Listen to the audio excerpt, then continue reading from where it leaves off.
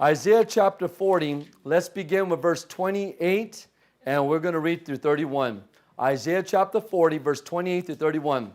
Hast thou not known, hast thou not heard, that the everlasting God, the Lord, the creator of the ends of the earth, fainted not, neither is weary. There is no searching of his understanding. He giveth power to the faint, and to them that have no might he increaseth strength. Even the youths shall faint and be weary, and the young men shall utterly fall. But they that wait upon the Lord shall renew their strength. They shall mount up with wings as eagles. They shall run and not be weary, and they shall walk and not faint. The word wait found in verse 31, it means to look for, it means to hope, it means to expect, it means to look eagerly for. It means to be collected. In other words, don't fall apart when you're going through trials. Stay collected. And it also means to bind together. Now, this is the third part of this lesson. So for those that are brand new to the lesson, you're going to have to get up to date on the YouTube channel for part 1 and part 2. So I'm sorry about that. But tonight, or this morning rather, I would like to continue where we left off. So far, we have talked about when we are waiting for a storm to end in life, when we are waiting for a prayer to be answered, when we are waiting for a trial to come to an end, there's a purpose while we wait. And I believe it's an opportunity for God to build character in us all. So we spoke about that in great detail. Also, the second part of the lesson, what we talked about is when we are waiting on the Lord, it doesn't mean we're being unproductive. It doesn't mean we stop working for the Lord.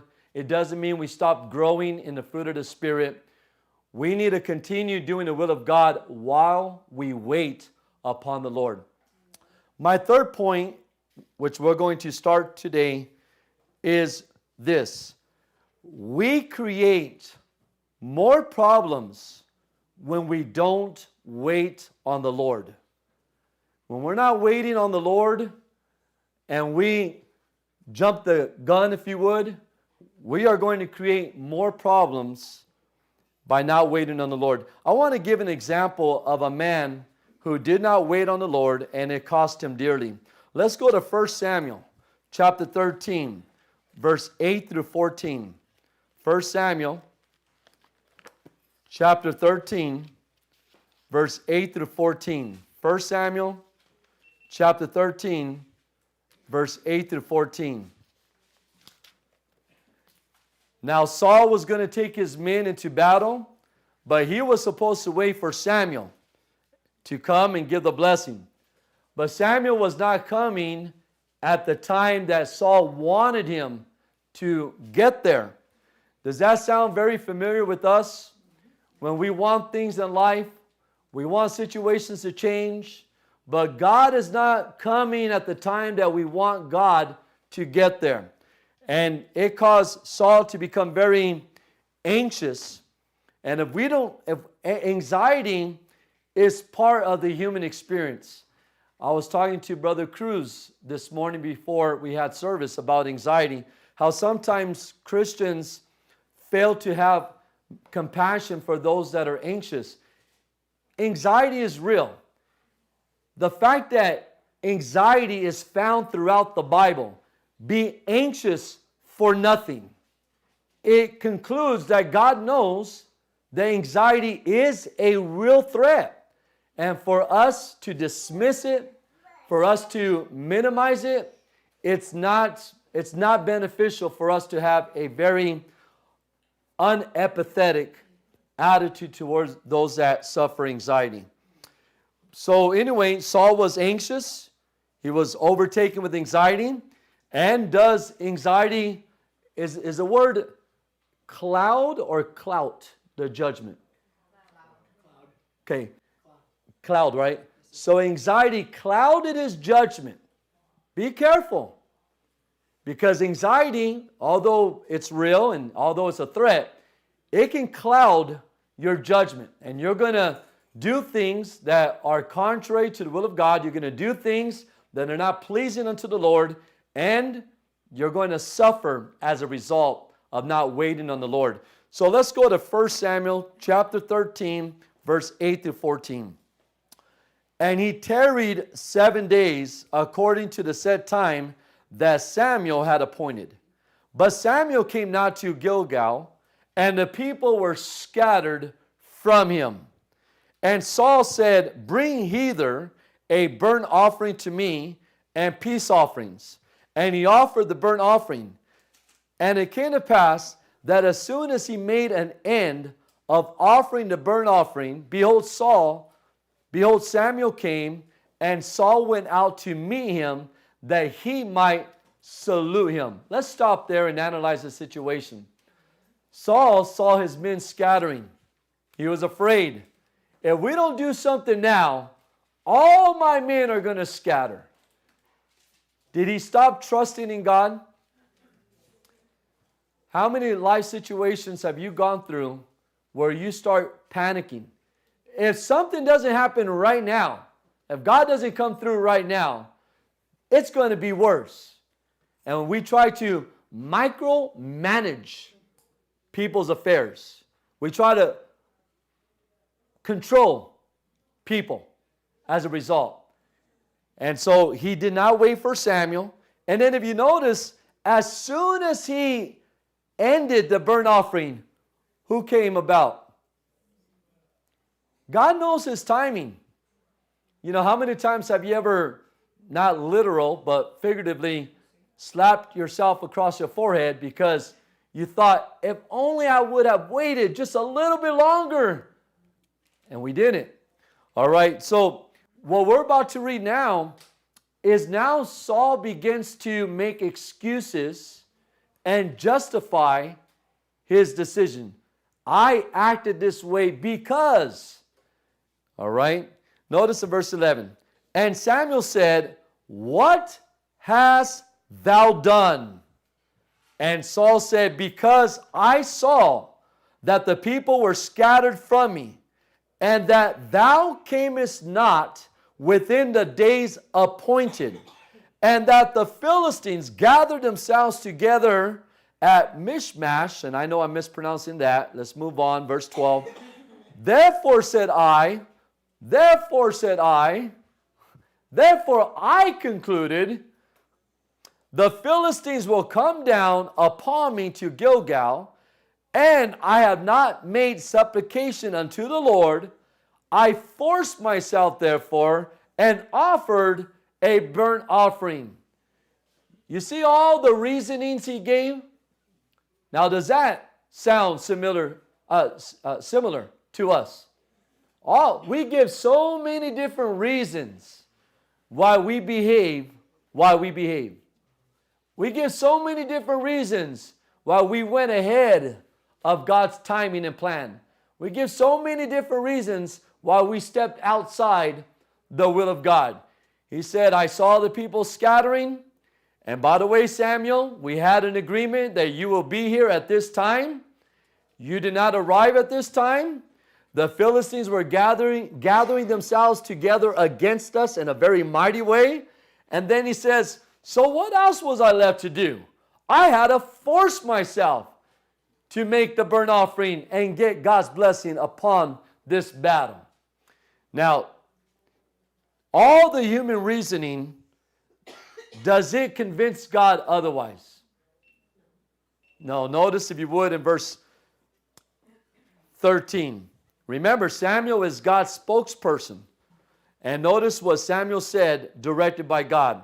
And Samuel said to Saul, Thou hast done foolishly.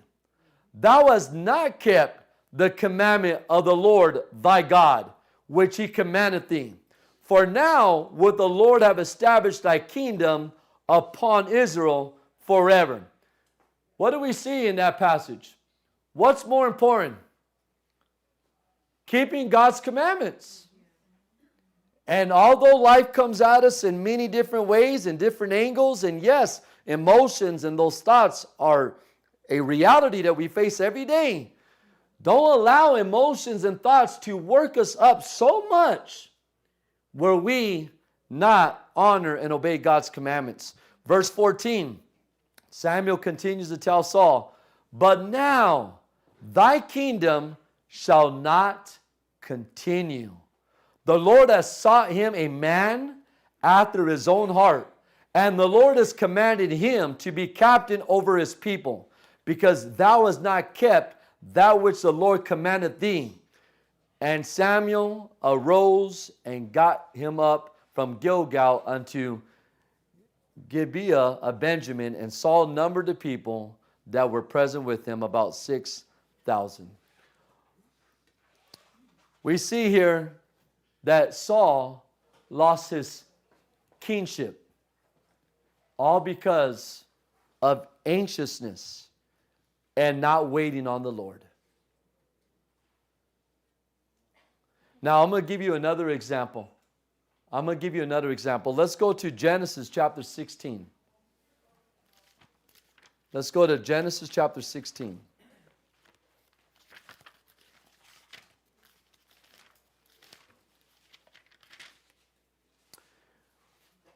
The example that I'm going to give you right now is the example of Abraham and Sarah.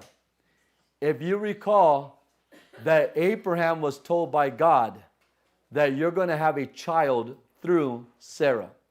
Now, Abraham and Sarah, if I'm not mistaken, let's see if I have the age correct. I believe the first time God told Abraham you're going to have a son, he was 75 years old. I believe the time when he had a son, he was 100 years old.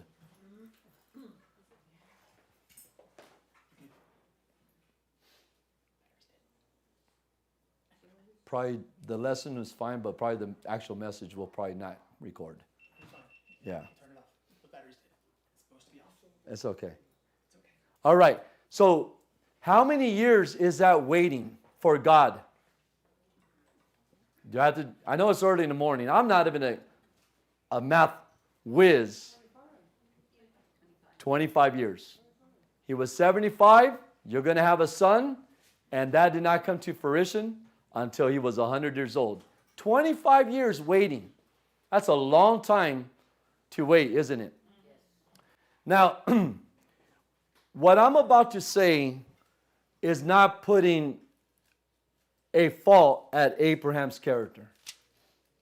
I'm not trying to, because the Bible says in Hebrews chapter 11 that him and Sarah were a man and woman of faith. But it doesn't mean they were perfect. It doesn't mean they're perfect. So for me to shed light on this flaw that they had, it's not to take away their victorious life. With that being said, you know the story. And let's go ahead and read the story. Genesis chapter 16, this is when God promised Abraham a child. Starting with verse 1 through 6. Now Sarai, Abram's wife, bare him no children, and she had a handmaid, an Egyptian, whose name was Hagar. Remember, the devil's at work. The devil's at work. All right. And by the way, since I stopped, let me correct this. This is not the promised chapter that he told Abraham you're going to have a child. This is actually the chapter in which they went ahead of God's timing. So let me make that correction. All right, verse 1. Now Sarai, Abram's wife, bare him no children, and she had a handmaid, an Egyptian, whose name was Hagar. And Sarai said unto Abraham, behold, now the Lord has restrained me from bearing. I beg thee, go in unto my maid. It may be that I may obtain children by her. And Abram hearkened to the voice of Sarai. Let's stop there. Let's stop there. Does anxiety cause us to do some very foolish and desperate things? Now, I'm a man, and I know in our society, people might be confused by that. I don't share that confusion. So I am not a woman, but I don't think, even if I was a woman, I don't think I would want to share my husband with anyone for no reason. But she was so desperate to have a child. She was so desperate to have a child at her time that she was not willing to wait on the Lord for His blessing. I think all of us can look at our lives and we have done some foolish things. We have said some foolish things. We have done some desperate things, all to fix our situation and rush things. And if we're honest, we look back and we think, now I have a consequence to overcome. Now I have to go apologize, or now I have to go make things right, or now I have to go to God and ask Him for forgiveness, all because I did not trust Him enough and trust His timing. Okay, let's go ahead and move on as we read further. Notice, if you would, in verse, and by the way, I would like to say this. Abraham did wrong too. Because Abraham could have said, no. So he also did wrong. They were both in the wrong. They were both in the wrong. And my dad always shares this side of history. I don't know how true it is, but it sounds reasonable. I guess during this time, when a woman was not able to have a child of her own, she would allow someone else to get pregnant by her husband, carry that child for the 9 months, and when it came down to laboring or going through the labor of having a child, she would, the woman carrying the child would sit on the lap of the woman that wants the child. And in that motion or that formality, the barren mother would have a child through that means. It was a custom, and so you can see that this idea that Sarah picked up was pretty popular at that time. And look at our society today. There's a lot of customs that people do in different cultures that may seem bizarre and they are wrong, but you can see how the customs of our surroundings does have an influence on our minds. All right, so Abraham did say yes. Notice in verse 6, but Abram said unto Sarah, behold, thy maid is in thy hand. Do to her as it pleaseth thee. And when Sarai dealt hardly with her, am I in the right chapter? Did I jump ahead? I'm sorry. Okay, I know, I went ahead. Okay, so I'm in verse 3, right? Okay, I'm sorry. And Sarai, Abram's wife, took Hagar, her maid, the Egyptian, after Abram had dwelt 10 years in the land of Canaan, and gave her to her husband, Abram, to be his wife. And he went in unto Hagar, and she conceived. And when she saw that she had conceived, her mistress was despised in her eyes. And Sarai said unto Abram, my wrong be upon thee. I have given my maid into thy bosom. And when she saw that she had conceived, I was despised in her eyes. The Lord judged between me and thee. And Abram said unto Sarai, behold, thy maid is in thy hand. Do to her as it pleaseth thee.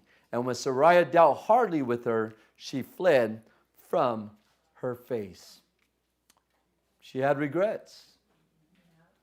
Not only that, I would like to go to Genesis 21. Let's go to Genesis chapter 21. So we know that Sarai became pregnant and she gave birth to Abraham's son, and his name is Ishmael. And then later on God's timing, Sarah became pregnant and she gave birth to Isaac. And over a decision of anxiety and not waiting on the Lord, they created a mess between the Arabs and the Jews unto this very day. As a whole, I'm not saying every Jew and every Arab, but they have a hard time getting along and living in peace. Because Ishmael, his descendants, was not the rightful heir. And as you read the story, Sarah cast Hagar and Ishmael away, and that caused tension.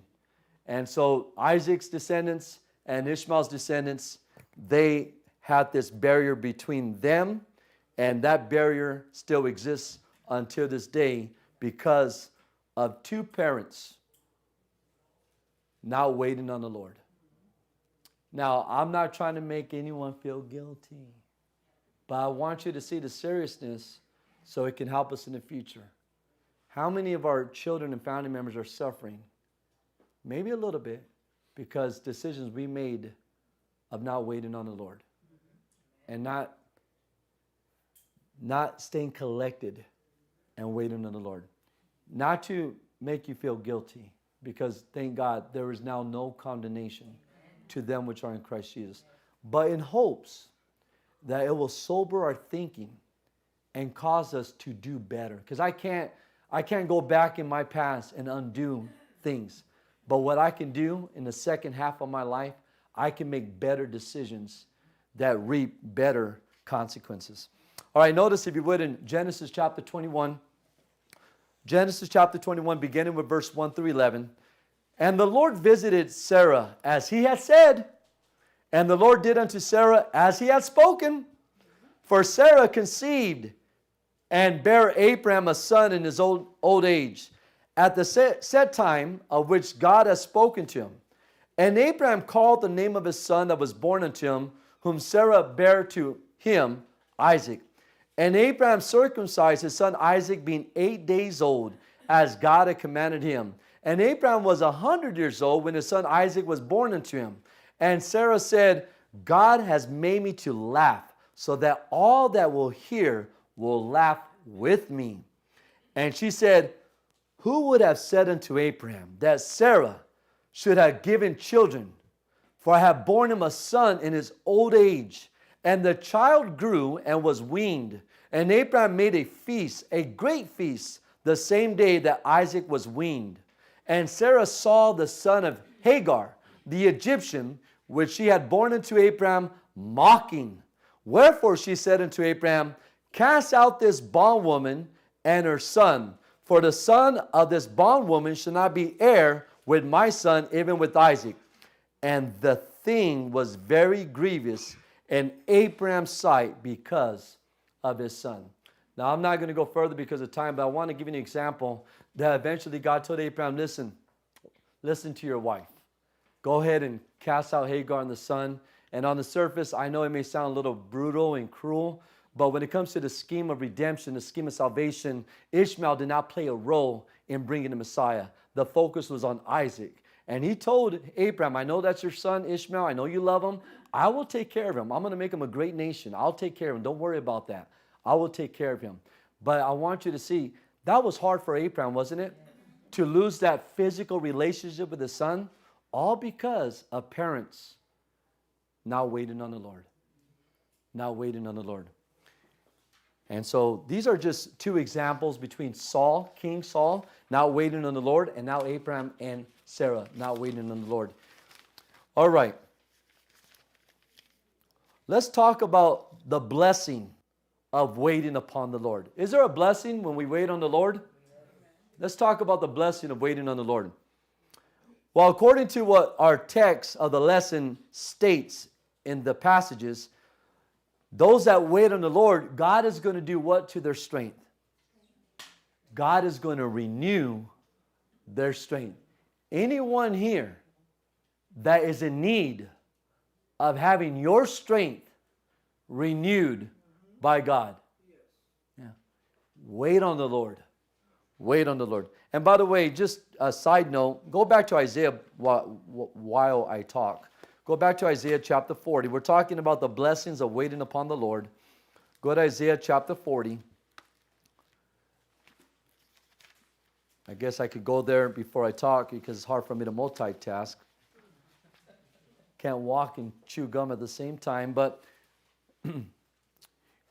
if you want your strength to be renewed, wait on the Lord. Because when we get anxious and we get our lives involved in sin, sin does not strengthen the human soul. Sin does not strengthen the human mind. Sin does not strengthen the heart. Sin makes you weaker. So if you're talking about, Lord, I'm weak, the worst thing you could do is become weaker by getting involved in sin. Sin will weaken you. Sin is like cancer. We have witnessed many family members that have died of cancer. And family members that at one time were strong, full of life, seemed unstoppable. Then that cancer gets in them and they begin to deteriorate, and their physical body, as far as muscle, begins to deteriorate and weaken more, to the point now they need others to assist them in certain things that they normally could do on their own. Sin is a cancer. It will deteriorate every fiber of your life. It will deteriorate every fiber. It leaves you empty. It leaves you alienated from God. Just like if you were to be unfaithful to your wife, automatically there's going to be a barrier. Automatically. There's going to be a barrier. There's going to be a sense of separation.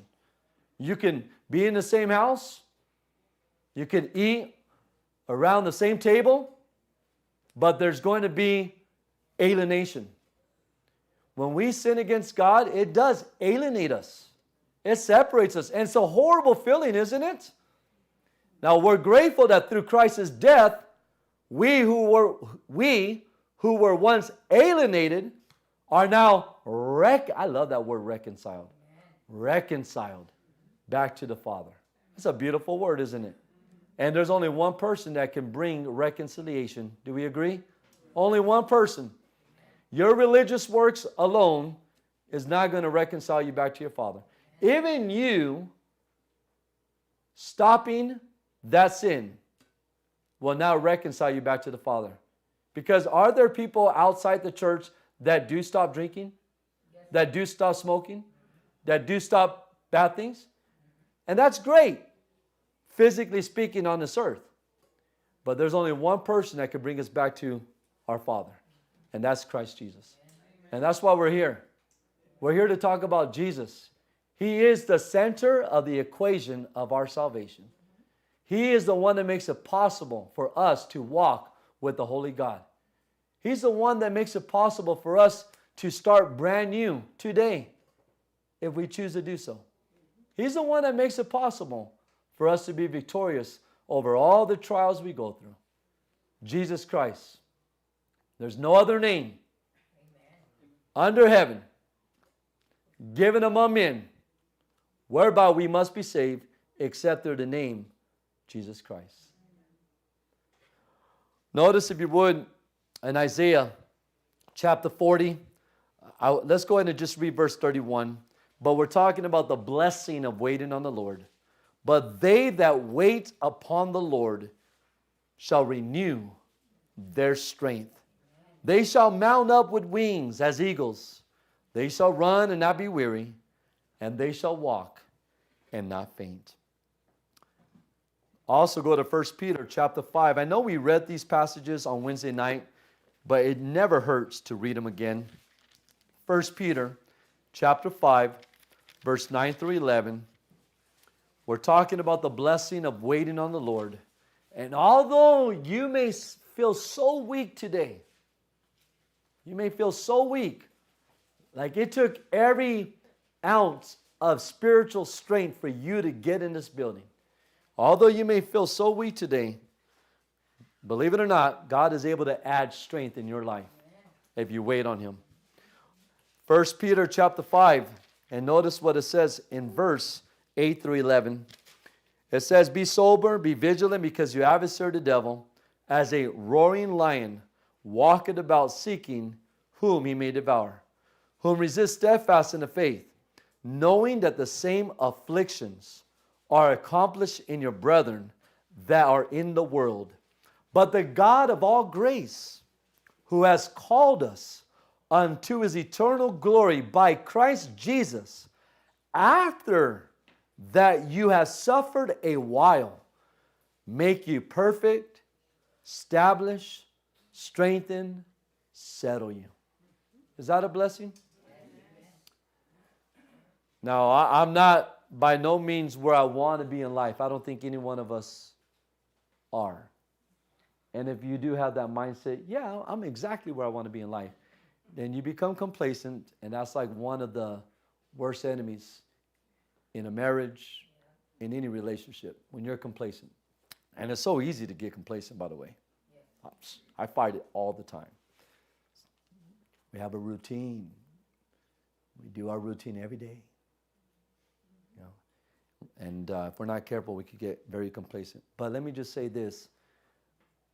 I look at my life where I am now from my life where I was then.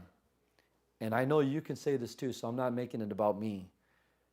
But I'm grateful that I handle things a lot better than before. I'm great. Doesn't mean I am where I want to be. But I know that I am where at one time I am today, where I am, where I wasn't back in the day. You know why? Because God continues to work. Let me tell you how God works, and I know you know this. First of all, it takes God to be very patient with us. We talk about our character.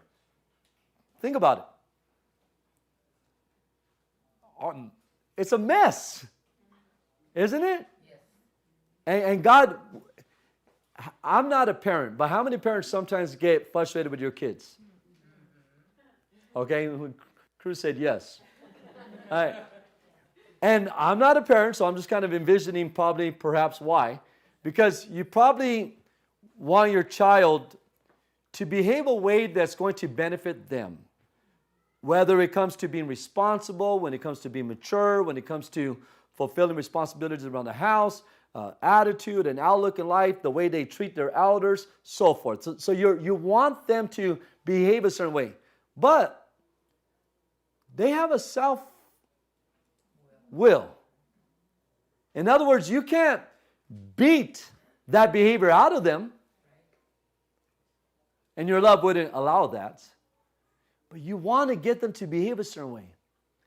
And then you see some ugly things out of them. Does that require a lot of patience? And then you try to work with them. And you know, maybe discipline. That God disciplines us too. Or whatnot. Spend time with them. Be a good example so they can. Cruz was just. Thank you for being here today, because I have a lot of examples from you too. But he was showing me pictures before church service of his little boy. How old is your boy? 18 months. The one that mimics you? He was the one on the hood of the car? 18 months? Wow. He didn't get on the hood by himself. Sitting on a motor and everything. But I guess this 18-month boy watches his dad work and do repairs. And so he'll begin to pick up tools and mimic his dad. What does that say about our example? How powerful it is. So, you know, when you're trying to have a child behave a certain way, the example plays a part, the teaching plays a part, the discipline plays a part, but you know they're going to mess up. You know it. And so you got to extend grace and patience. I'm 40 years old right now. Okay? I became a Christian at 20. It was the month of May 2001. I know that because of the attack on the Twin Towers. So I associate my year of conversion with that. I can remember my character defects and all the things I didn't approach correctly. I remember my impatience. I remember my frustration. I remember all that.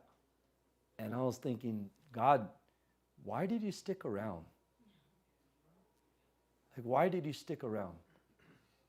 But you know he did. He stuck around. Think about your character. Why is God sticking around? Everybody's worth saving. You're right. You're right. 100%. But it's beyond our comprehension sometimes, isn't it? Sometimes. That's true. That's the right answer. He loves us. But man, sometimes that love is hard to comprehend. It's very hard to comprehend. When you expose, I think there was some individual we were having a conversation with, I think last week, and how sometimes it's hard for a husband and wife to really get to know each other. I mean, know each other, like all the vulnerable stuff that resides in them. Let me ask you husbands, okay, and then I'll ask you wives. Does your wife know everything about you inwardly? I'm too embarrassed. There's things I wouldn't tell Crystal because I don't want her to think different. I don't want her to think different than me. I don't want to be judged. So there's things I'm like, I can't go there with this person, right? All right, you wives, does your husband know everything about you inwardly? Like, I mean, I'm talking about the bad stuff, right? The bad stuff that maybe traumatizing experiences in life. Maybe that you just don't know how to reveal that to your husband because you don't want them to think differently of you. You know what's amazing? God knows it all. And how he still loves us. God knows every scar that I have, even the scars that are deep, that I don't even want my wife to know because I'm embarrassed, because I'm ashamed. And yet, God knows that. And he wants to strengthen us and build our character. If you were in a position of God, not in deity, not in glory and honor, but working with others, how many would give up already on others? We have. We're in a church with different personalities. We all have character defects. And we're so quick when someone's personality or character defect does not appeal to our liking. We're so quick to just shut our heart doors to those people. And who are we? That God remains steadfast in his love for us. That he keeps those doors open to work in our hearts. That's why I believe that we have hope. You have an anger problem, there's hope. Not because of you, but God can work in you to overcome that anger. You have a jealousy problem, there's hope. Not because of you, but God can work in you to overcome that jealousy. Whatever it is, there's hope for us to change because we have a God that's steadfast in his love for us. All right? Another blessing about waiting on the Lord is that God will give the desires of our hearts. Go to Psalms 37 and verse 4. Psalms 37 and verse 4. Psalms 37 and verse 4. Does God know that we have desires? Like, how many of us would like to get married one day? Okay. How many of us would like to have children one day? Yeah. Now, let me ask you a question. Is that a healthy, normal desire? Yes. Yeah. How many of us would like to, and I'm not talking about riches, but be in a better position financially where you can actually not stress about finances and be in a better place spiritually to focus your time on the ministry of God? Do you have a desire to be able to pay your bills? All right? So we have natural desires. God knows. Here's the problem. Can we get desperate and anxious to see those desires get fulfilled and come to fruition? And I'm sorry to use this example, but it's the only example I have. All right? Talking about marriage. And the reason why God says marry in the Lord and not be unequally yoked together with unbelievers, it's not to hurt you, it's to help you. Can two walk together unless they agree? No. When someone's trying to serve the Lord and someone's trying to serve self, is that going to create a lot of conflict? And although we may say, well, God, I'm this age and I'm still not married. You know, we become like Sarah. Okay, I know I'm going to have a child, but maybe the plan was through Hagar. You know, it's the same thing when it comes to marriage. God, I'm this age, I'm not married. A lot of people in the church are related to me, so that excludes them. Like, I don't know what to do. You know what I'm going to do? I'm going to find the next best thing. I'm going to find someone that may not be a Christian, may not be converted, but they have potential. They have a sincere heart. And I want you to know right now, and how many of us do know that you cannot change anyone? Do you know that? So you may see a guy, you may see a girl, and you may say, well, they're a little bit rough around the edges, and maybe their heart's not with the Lord. But I know that out of all the women they had a bad experience with, I'm the one that can change them. No, you're not the one that can change them. You can't change anybody. You can't even change yourself unless you discipline yourself and make that conscious effort. How do you expect to change someone else? And I've seen it so many times where people get sucked into that situation where they just kind of settle for less instead of following the will of God and being patient and waiting on the Lord. And they pick somebody and then they get together, and before you know it, this individual has been taken out of the church because of that situation. But God knows the desire of your heart, and He wants to grant that on His time. And by the way, while you are waiting for Mr. Right, what are you doing now to be Mrs. Right? And I could reverse that. While you're waiting for Mrs. Right, what are you doing as a man to make yourself Mr. Right? What are you investing in your character, what needs to be invested, so when that day comes, character speaking, I said that wrong, you're ready. Okay, Psalms 37 and verse 4. It says, delight thyself in who? That's what you need to do first. A man's not going to make you happy if you don't allow God to make you happy. You need to delight yourself in the Lord. Take your eyes off of Him, not the Lord. Him meaning that cutie pie. Take your eyes off Him. Take your eyes off her. And put your eyes on the Lord and delight in the Lord.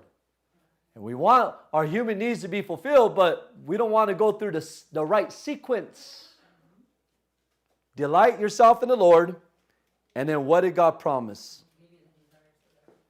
And He shall give thee the desires of your heart.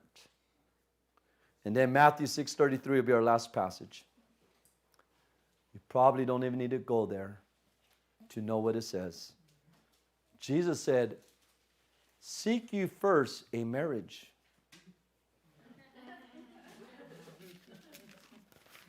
What are people doing first? Seek you first a career. What are people doing? Seek you first better financial means. No, He didn't say that. He said, seek you first the kingdom of God and all His righteousness. And then don't stop there. That wife, that husband, He says, and all these things will be added unto you. Amen. See, God knows your human needs. God knows it's not good for a man to be alone. And I think that's true for a woman too. God knows. God knows. But God says, you delight in me first. You seek me first, and I'll grant that. Now let me ask you a question. Does that require a lot of trust and a lot of patience? Does that require us to wait upon the Lord? When we do that, God's going to bless us with the desires of our heart. Let's stand if you would.